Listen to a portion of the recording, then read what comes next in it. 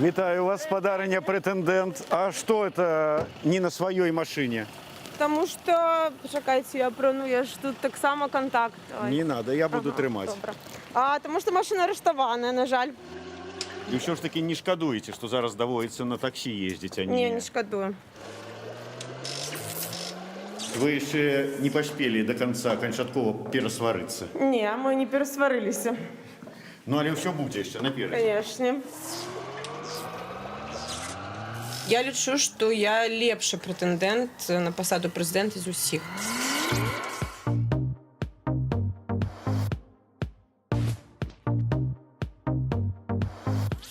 Удзельнікі праймерыз пачалі сваю кампанію і на фоне спачатку пяцёркі, потым тройкі, але вы, Ольга, выглядалі такім лузерам. Вот не крыўдна было? Мне не. Чаму? А чаму крыўдзіцца? Працаваць трэба. Ну вот то, что апошнія пастаянна, менш за ўсё, і думаеш, на халеры я увязалася, вот зараз только позорыцца. Не, слухайте, такого у меня не было. По інтэрнэт-галасаванню я набрала 24% галасоў. Тыя паездкі рэгіянальныя, якія былі, яны адбыліся ў тых рэгіёнах, у першую чаргу, дзе не так моцна у мяне былі актывісты, з якімі я працавала, таму гэты вынік ён быў чакаемы.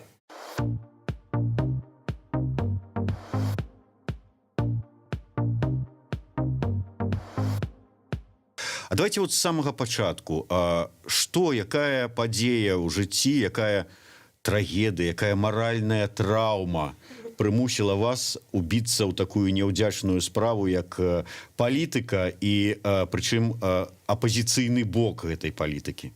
Слухайте, не было такой падзеі, якая вось просто неяк мяне там абудзіла далучыцца. Моя сям'я ніколі не падтрымлівала дзейсную палітыку ўлады і Лукашэнку асабіста.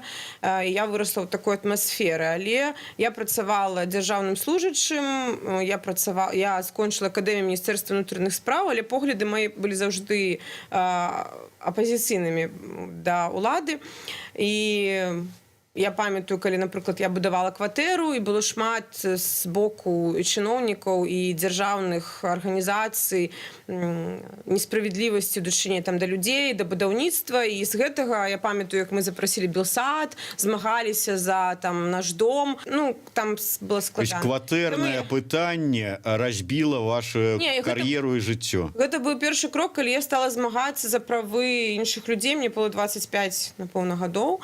А потым я яшчэ не была ў апазіцыі, я працавала ў прыватнай будаўнічай сферы, потым я працавала старшынёй жыллёва-будаўнічых кааператываў, пабудавала 3 дамы ў Каменнай Горцы ў Менску, і на сустрэчу у беларускую хрысціянскую дэмакрату мяне ў канцы 2011 году запрасіў праваслаўны святар, у царкву, да якога я хадзіла. Вось я прыйшла і зразумела, што тут я змагу знайсці прыхільнікаў, і пачалася такая актыўная грамадзянская дзейнасць ужо ў БХД. Прэзідэнцкія амбіцыі, вы, ў прынцыпе, пра іх заявілі дастаткова даўно. Адкуль яны? Это жаданне дамінаваць? Гэта жаданне змяніць тую сітуацыю, якая ёсць краіне. Мяне не задавальняе тая стабільнасць, пра якую кажа Лукашенко, бо яе, на жаль, няма ў краіне. Няма магчымасці для развіцця чалавека, няма магчымасці для развіцця бізнесу.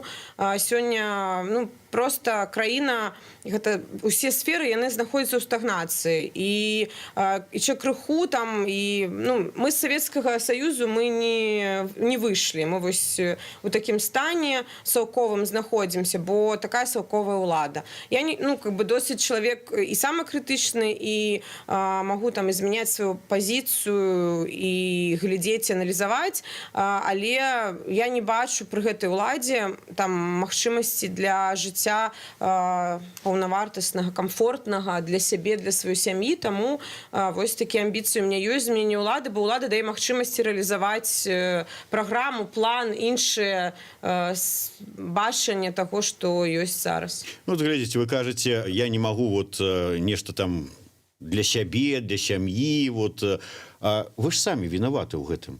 вы разбурылі ўсе свае магчымасці для сябе, для сям'і. Якім Вот чынам? заставаліся б вы па-ранейшаму, у сістэме МУС.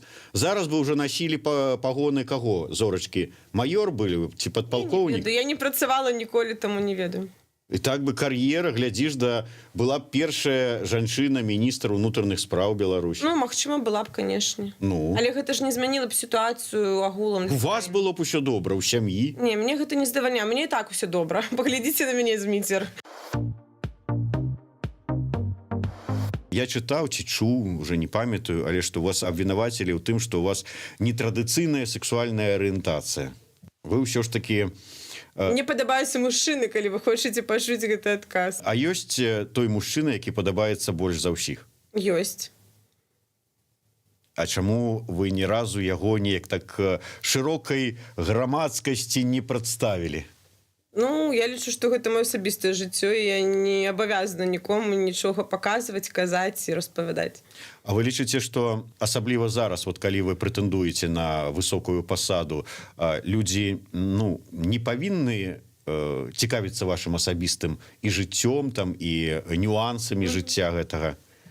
Ну, яны маюць права цікавіцца, а я маю права ці распавядаць пра гэта, ці не распавядаць. Ну, я да таго, што калі раптам вот журналісты, ці нават хто-небудзь там з блогераў, ці проста карыстальнікаў соцсетак і потым закіне там фота, дзе вы там, скажем, са сваім мужчынай там цылуецеся. Як вы да гэтага паставіцеся? Трэба разглядаць сітуацыю і кантэкст таго, што будзе апублікавана. Да? Канешне, кожны чалавек мае права на асабістае жыццё, і ён мае права, каб ніхто ў гэтае асабістае жыццё не ўмешваўся. Гэта наша канстытуцыйнае права. Не ведаю, што можна пра мяне такога даведацца, каб мяне гэта неяк выбіла з калеі таму. Хаваць мне дакладна няма чаго. Слухайте, а вот вы камандны гулец? Я так. Ну, мне падаецца, што так. Я не ведаю, можа быць, звонку... Ну, вот глядзіце, ваша партыя БХД, гэта каманда. Так. Вы здрадзілі камандзе. Вы пайшлі насуперак ёй? Я галасавала за вылучэнне Паўла Севярынца ў якасці кандыдатуры ад партыі ў Нацыянальнай радзе. І я не пайшла супраць. Павел быў вылучаны Нацыянальнай рады, і гэта рашэнне было падтрымана і мной таксама. Але ёсць маё рашэнне асабістае паспрабаваць свае сілы і паслухаць тых людзей, які кажуць, Воля, трэба ісці. Вот хто за вами стаіць?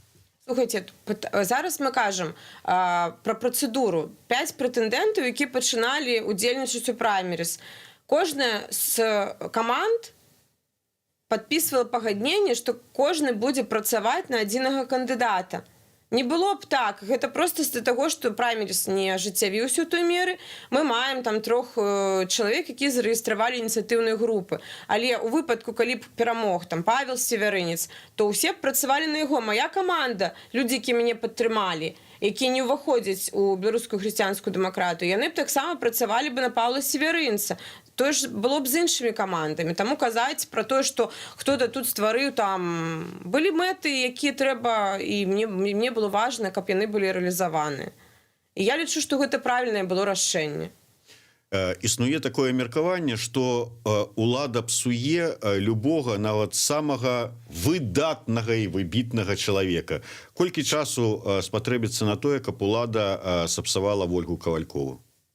Я не ведаю, давайте я прыйду да ўлады, мы паглядзім. Позна будзе ўжо тады. Не, слухайце, я досыць самакрытычны чалавек, які умее слухаць, прыслухоўвацца да людзей, чуць іншыя меркаванні, і калі я чую нейкую крытыку ў свой бок, у мяне гэта нармальна ўспрымаецца абсалютна. Ну, то есть, как бы, і калі улада адкрытая, прэзідэнт адкрыты, як чалавек сам па сабе, то мне падаецца, што гэта здымае шмат пытанняў. Зараз улада зачыненая, просто не дагрукацца ні з якога боку, адарваная ад рэальнасці. Абсалютна. Што трэба зрабіць, каб вы, не выбіваючыся з каляіны, але больш ніколі не падалі чалавеку руку? Нема такога. Ну, да прыкладу, вам здрадзілі. Тут пытанне такое, што не падалі рукі, у якім калі гэта падтрымка, то канешне, калі здрадзю, я не буду падтрымліваць. Калі чалавеку патрэбна дапамога, і ён да мяне звяртаецца, кажу, трэба, можаш дапамагчы. Я магу пакрыўдзіцца, но гэта недоўга. То бок я чалавек, які можа прабачыць нават самыя горшыя паводзіны. Зразумела, што я не буду стасункі працягваць з чалавекам, там, сяброўскі ці больш блізкі. Але калі чалавек да мяне звернецца і папросіць дапамогі, я буду бачыць, што чалавеку моя дапамога патрэбна, я дапамагу яму. Праграма ўжо у вас ёсць? Канешне. Я разумею, што вы юрыст. Вы там можаце шмат што юрыдычнае, заканадаўчае і гэтак далей. А што вы здольныя в эканоміцы? У мяне ёсць таксама эканамічная адукацыя. Я працую галоўным бухгалтарам. І, канешне, калі казаць пра больш моцныя бакі, то я больш эксперт і спецыяліст у сацыяльнай сферы, у рэфармаванні сацыяльных сфер, гэта пенсійная сістэма, ахова здароўя. Але ёсць эксперты і ёсць праграма распрацаваная эканамічна, якую можна ўжо зараз прыхадзіць і ажыццяўляць. Тут пытанне, насамрэч, у эканоміцы пераход з вось гэтага плана трэба нам пасеяць, там, трэба нам вось гэта, і насамрэч тое, што на паперы пішуць шмат якія старшыні выканкаму, яно не адпавядае рэчаіснасці ў жыцці. Яны выконваюць паказчыкі. Такога не павінна быць. Эканоміка павінна развівацца натуральна. І у нас вельмі шмат сфер у Беларусі, якія могуць даць такія добрыя вынікі. І у нас добрае геапалітычнае становішча, якое дае нам магчымасці развіваць, хоць у нас і не шмат ресурсаў, якімі мы можам гандляваць, як, напрыклад, іншыя краіны, якія гандлююць нафтай і могуць сябе адчуваць больш эканамічна моцнымі. Але... Вы плануеце продаж зямлі? Гэта добрае пытанне. Я лічу, што уласнасць на зямлю ў Беларусі павінна быць для беларусаў. А што з дзяржаўнымі, з гэтымі стратнымі прадпрыемствамі? Гэта прыватызацыя, канешне, у першую чаргу. Я вам скажу, тут пытанне, калі казаць, што эфектыўней для эканомікі, то, канешне, гэта прыватызацыя, бо уласнік, ён больш эфектыўны ў кіраванні, чым дзяржава. Але, канешне, чаму у нас так шмат прадпрыемстваў, якія з'яўляюцца дзяржаўнымі, бо гэта палітычны момант, калі табе там аўтарытарнаму і ці іншаму рэжыму, такому жорсткаму, яму выгадна, каб гэтыя прадпрыемствы былі дзяржаўнымі, бо гэтай ціск, гэтай магчымасці ўплываць і збіраць подпісы, і, што тут распавядаць. Таму, канешне, іх трэба прыватызаваць і не ўкладацца ў такія стратныя прадпрыемствы. Як, напрыклад, я памятаю, пару гадоў таму хтосьці мне пісаў з глыбокскага мясакамбіната, што вось, Вольга, такая сітуацыя, на нас павесілі некалькі калгасаў, мы павінны іх тут выдаткоўваць шматныя грошам, і сапраўды вось такія моманты, калі трэба фінансаваць тое, што ты не павінны, яны робяць стратнымі прадпрыемствы, якія маюць вялікі патэнцыял і моц, і глыбоцкі мясакамбінат перастаў пасля такіх навешаных фінансаванняў калгасаў быць адным з там прыбытковых. Таму такога не павінна быць. Вы не баіцеся сюды прыходу расійскага бізнеса? Бо эканоміка кіруе палітыкай, як кажуць. Так ёсць, і сапраўды я лічу, што нельга, каб прыватызацыя была дасяжная іностранным інвестарам у той меры, каб яны маглі поўнасцю кіраваць гэтым прадпрыемствам, тым больш Расія. Яна першая прыйдзе, яна проста першая прыйдзе, як вы сказалі, Зміцер. Таму тут трэба, каб гэта заканадаўства рэгулявалася такім чынам, каб не было магчымасці прыватызаваць цалкам. А ўвогуле, якім вам бачуцца далейшыя адносіны з Расіяй? Што вы маеце супраць Расіі? Вот асабіста вы. Слухайце, асабіста? Я нічога не маю. Як чалавек, у мяне шмат сяброў жыве ў Расіі, падтрымліваю добрыя стасункі і з экспертамі расійскімі таксама, і з дэмакратычнай супольнасцю, бо нельга казаць, што ўсе рускія гэта раўно палітыка ўлады, якую яны праводзяць. Але я не хачу і выступаю супраць інтэграцыі Беларусі і Расіі, супраць саюзнай дзяржавы. вось шмат такі я чула ад кандыдату, што да, вот добра, як нам будзе эканамічна, але эканамічныя стасункі гэта адно, а вось гэты гандаль незалежнасцю гэта зусім іншае. І я лічу, што дамова аб саюзнай дзяржаве, якая была падпісана Лукашенко, яна абсалютна не адпавядае ні канстытуцыі, ні міжнародным нормам, яна не адпавядае меркаванню беларусу, якой не было нікого. Вас запытваліся, вось, напрыклад, ці хочаце вы інтэграцыю? Мне не. Хаця па канстытуцыі носьбітам суверэнітэту з'яўляецца народ. Мне не запытвалі, таму я лічу, што гэты аналіз увогуле гэтай дамовы пасля таго, як Лукашенко сыдзе, павінен быць праведзены незалежным судом. Глядзіце, ёсць нейкія там бонусы, і вось шмат мы кажам, што шмат беларусаў едуць працаваць там у Расію. Канешне, нейкі сацыяльны пакет, але гэта магчыма кіраваць і уладкоўваць не пагадненнем аб саюзнай дзяржаве, а двухбаковымі пагадненнямі, якія ёсць паміж рознымі краінамі. Таму тут не абавязкова быць саюзнай дзяржавай для таго, каб нашы грамадзяне маглі карыстацца, ці расійскія грамадзяне маглі карыстацца нейкімі сацыяльнымі здабыткамі. Вы што, хочаце, як ва ўкраіне? Не, не хочу. Дык да гэтага ж вы і прывядзеце. Нет, вы думаете, Москва вас так, Беларусь так лёгка адпусці са сваіх абдымкаў гэтых вось? Прыйдзецца адпусціць, бо народ беларускі не хоча. Я думаю, што тут трэба таксама апеляваць да таго, што... Украінскі народ таксама Крым не хацеў, можа, аддаваць. Тое, што я казала, што ёсць асабісты пункт гледжання, вы мяне яго запыталі. Гэта пункт гледжання Ольгі Кавальковай. Але у грамадзян Беларусі ніхто не запытваў пра нейкія інтэграцыйныя працэсы. Хочам мы аб'яднанне, не хочам мы аб'яднанне. Калі мы ўспрымаем усё ж такі беларускі народ як голас, то ён павінен выказацца наконт гэтага, выказаць сваё меркаванне, які накірунак Беларусь павінна абраць там.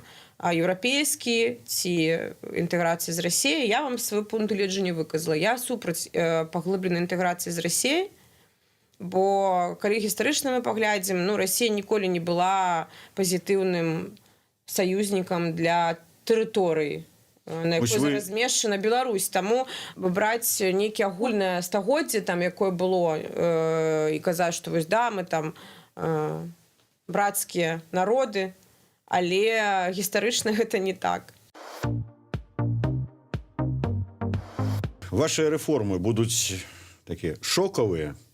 Усе рэформы, калі мы кажам сапраўды пра рэформы, не так прыйсці, ведаеце, скажу, што давайте тут вот мы трохі падкарэктуем. Яны все для Беларусі будуць шокавымі, у першую чаргу з-за таго, што это маё меркаванне, з-за таго, што рэальна ніхто з прэтэндэнтаў сёння не ведае рэальнай сітуацыі ў эканоміцы, не ведае рэальна, ці існуюць залатавалютныя рэзервы ў Беларусі. Можа быць, это ўсё такі фейк, які нам транслююць. І хутчэй за ўсё, мне падаецца, што так і ёсць. Бо траціць столькі грошаў з бюджэту на будаўніцтва розных палацаў не можа пакінуць эканоміку ў нармальным стане. Тым больш, што, напрыклад, то, што тычыцца малога і сярэдняга бізнесу, я лічу, што у мяне шмат сяброў працуюць, і яны ўспрымаюцца сёння ўладамі як нейкія ворагі. Але ў нармальнай любой краіне малы і сярэдні бізнес – гэта рухавік эканомікі. Ён яе рухае, таму што чалавек мае нейкія грошы, ён іх зарабіў, ён гатовы іх укласці ў эканоміку, прыйсці. І трэба толькі даць яму магчымасці. За што вам сорамна?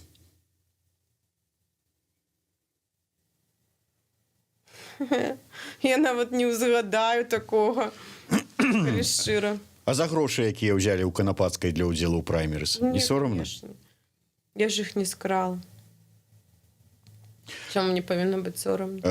Ганну Канапацкую зараз шмат хто папракае за яе апошні за час яе дэпутацтва законапраект аб гарантыях дзеючаму кіраўніку. Наколькі я ведаю, на той час вы былі памочнікам Ганны Канапацкай.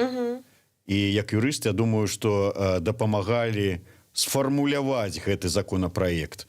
Я вам скажу шчыра, што я нават не ведала пра тое, што яна плануе яго, я не ведаю нават, хто яго распрацоўваў, і для мяне тое, што паявілася ў сродках масавай інфармацыі, я пра гэта даведалася, што ён ёсць, і больш за ўсё, калі шчыра абурыўся мой тата: «Оля, тэлефануй мне, ты яшчэ працуеш з Ганнай, як такой закон можна было ўвогуле прыняць?» Ну, как бы людзі не зразумелі, для чаго гэта было зроблена, і мне падаецца, што тут увогуле ні ў той час, ні пры той уладзе не так гэта было пададзена. Ну, я думаю, трэба спытаць у Ганны яе матывацыю даконт гэтага законапраекта, але я пра яго не ведала і лічу, што... Ну... А як вы думаеце, чаму вот так вот таемна ад вас гэты законапраект быў распрацаваны? Вы ж, па-першае, памочнік дэпутата, па-другое, юрыст, які таксама можа дапамагчы там.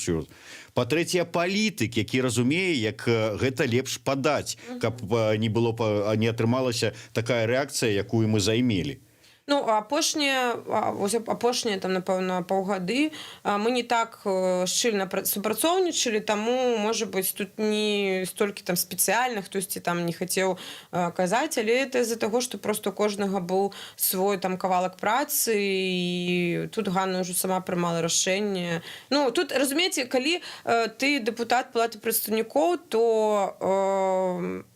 людзей ці лабістаў, ці таго, хто хоча там праз цябе нейкае пытанне праціснуць, как бы іх дастаткова, і там... І адпаведна тады атрымліваецца пытанне, асабліва з улікам вашай фразы пра тое, што я не ведаю, хто гэты законапраект і пісаў. Хто хацеў праз Канапацкую і прасунуць гэты законапраект?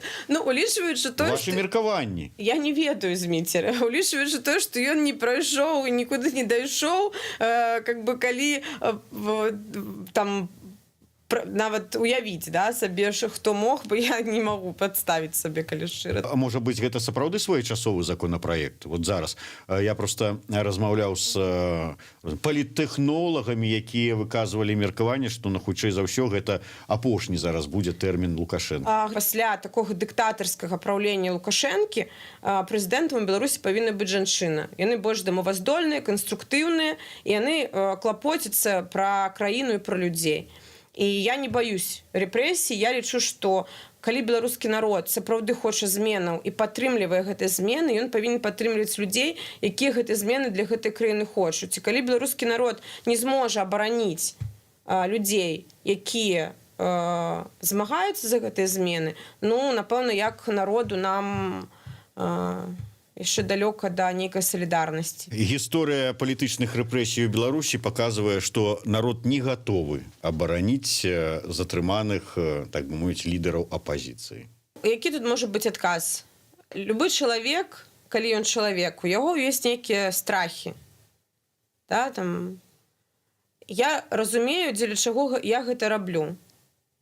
І там, калі мы можам казаць пра народ агулам, вось я там для ўсяго народа, мне некамфортна, маёй сям'і некамфортна, маім сябрам некамфортна ў гэтай сітуацыі жыць. Я раблю ўсё, што ад мяне залежыць, каб гэтую сітуацыю змяніць. Вось мая матывацыя дзеянняў.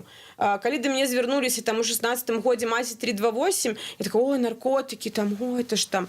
Калі я прачытала прысуды па 10-12 гадоў, я разумею, слухайце, ну, калі я магу дапамагчы, я зраблю ўсё, што ад мяне залежыць. І там за некалькі гадоў мы разам з імі змаглі дасягнуць вынікаў, і мінус 4 гады, там 2 па заканадаўству і па амністыі атрымалі гэта маладыя людзі. Гэта рэальныя дзеянні, рэальныя крокі, што можна зрабіць. І ў мяне такі лозунг маёй дзейнасці: палітыка тут і цяпер. Мы можам ніколі, Зміцер, не прыйсці да ўлады, але гэта не азначае, што мы не павінны дзейнічаць.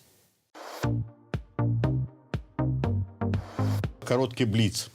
Вы сапраўды верыце ў Бога? Так. Чаму вы да гэтага часу не замужам? Да, не ведаю. А чаму чалавек павінен быць замужам ці жанаты? Как бы гэта... Хто хоча гэтага? Вы хочаце ад мяне гэтага, грамадства ад мяне гэтага хоча, ці Ольга Кавалькова сама хоча. Чаго хачу я, ўсё ў мяне будзе, Зміцер. Не хвалюйцеся. Вы за люстрацыю? Люстрацыя – гэта складанае пытанне. Хутчэй за ўсё, я за тое, каб тыя людзі, якія супраць дзяржавы зрабілі парушэнне, яны не павінны займаць дзяржаўныя пасады. Тое, што на пасады высокія павінны прыйсці іншыя людзі, Гэта дакладна. Дэкамунізацыя. Адназначна, канешне. Нетрадыцыйная арыентацыя ЛГБТ іх лячыць? Слухайце, кожны чалавек гэта асоба, ён у першую чаргу чалавек, ён мае права выбіраць. Хрысціянская мараль чаму вучыць у гэтым? Паслухайце, у меня ёсць свой пункт гледжання на сям'ю, і для мяне шлюб гэта шлюб паміж мужчынай і жанчынай. Але я выступаю супраць любой дыскрымінацыі чалавека. І не магу асудзіць, хто я такая, каб асуджаць чалавека за яго нейкія дзеянні. Калі ласка, это твой выбор, але не трэба мне навязваць свой выбор. Вы даўно сталі сексотам? Зміцер, што за пытанне? Чого вы зрабілі такую выснову? Ну, в апозіцыі кажуць же, там больш 80%. Адкуль такая інфармацыя? Я шчырая беларуска, якая хоча змяніць сітуацыю і жыць камфортна ў сваёй краіне. Таму што шмат такіх ведаць, што вам тут не падабаецца, з'язджайце. Людзі дарагія, з'язджайце, і гэта не падыходзіць. Трэба, каб камфортна было ўсім у Беларусі. Добра, мова дзяржаўная якая? Дзяржаўная мова павінна быць беларуская, але пытанне, на якой мове размаўляць людзям, не павінна стаяць. Чалавек павінен выбіраць сам. І большасць мае, напрыклад, сябры, мае бацькі дрэнна валодаюць беларускай мовай, і я з імі размаўляю па-расейску. Не бачу ў гэтым ніякай праблемы, але для таго, каб там была павага да беларускай мовы, канешне ж, павінна быць і справаводства па-беларуску, і законы павінны быць па-беларуску. Зараз дыскрымінуецца якраз беларуская мова ў гэтым накірунку. І калі яна пачне гучаць ад прэзідэнта і міністраў, тады я лічу, што на ёй будзе размаўляць паступова большасць грамадзян. Што вы можаце паабяцаць бюджэтнікам, дактарам, настаўнікам? Я магу ім паабяцаць, што іх праца, яна будзе ацэненая больш, чым гэта ёсць зараз. Бо у мяне, вось, напрыклад, сяброўка працуе лекарам, і я стасуюся там з ёй кожны тыдзень.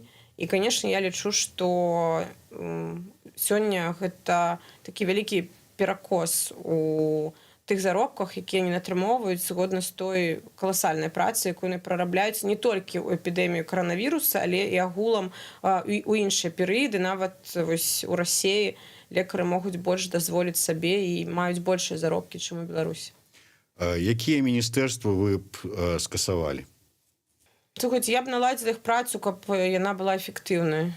А так сказаць, што зараз якосьці міністэрства не патрэбна, я б так не сказал. Вы за тое, каб Беларусь была сябрам ЕС? Я лічу, што Беларусь, канешне, належыць да еўрапейскай цывілізацыі, але пытанне ўваходжання ў еўрапейскі звяз гэта пытанне не сённяшняга дня. Я лічу, што трэба развіваць стасункі, але выбар павінны зрабіць беларусы і не зараз. Гэта не першаснае пытанне, якое трэба вырашыць. Сімволіка. Сімволіка, канешне, гэта для мяне гэта бел-чырвона-белы сцяг і герб пагоня. Я таксама не лічу, што гэта там пытанне нумар 1, да, што трэба вось прыйсці адразу першым зрабіць, але незаконным шляхам былі зменены беларускія сімвалы, я лічу, у Беларусі. Таму асноўнае і важнае гэта, канешне ж, для мяне бел-чырвона-белы сцяг, але я б не падзяляла людзей. Людзі сёння не бачаць розніцы, как бы. Вы некалькі разоў сказалі, гэта не першае, што трэба зрабіць. Што зрабіць першае? Першае, на мой погляд, гэта судова-прававая рэформа, і гэта вяртанне правасуддзя ў Беларусь у тым выглядзе, якім гэта павінна быць, бо калі мы не зробім незалежнымі суды, у нас не будзе абаронен ні інвестар, які сюды прыйдзе і захоча ўкласці грошы, ні грамадзянін, які не зможа давяраць дзяржаве. Ваш любімы мужчына кажа вам: Вольга, кінь дурную гэтую справу палітыку. Ці я, ці палітыка? Ваш адказ? Палітыка. І што, і вот не слезінкі? У меня уже такі выбор быў, таму я магу адказаць з досведам. Дзякуй. Дзякую вам таксама, Зміцер. Які маркер выбираете? Чырвоны. Я не сомневаюсь. Ваш автограф на память. Давайте. Дзе вам паставіць? Прайграеце, што перш за ўсё зробіце? Буду працягваць сваю працу. Уже ж не першы выбары, Зміцер. Я спадзяюся, што ў гэтым годзе для Беларусі будзе перамога, бо яшчэ 5 гадоў з Лукашенко будуць для нас досыць складанымі.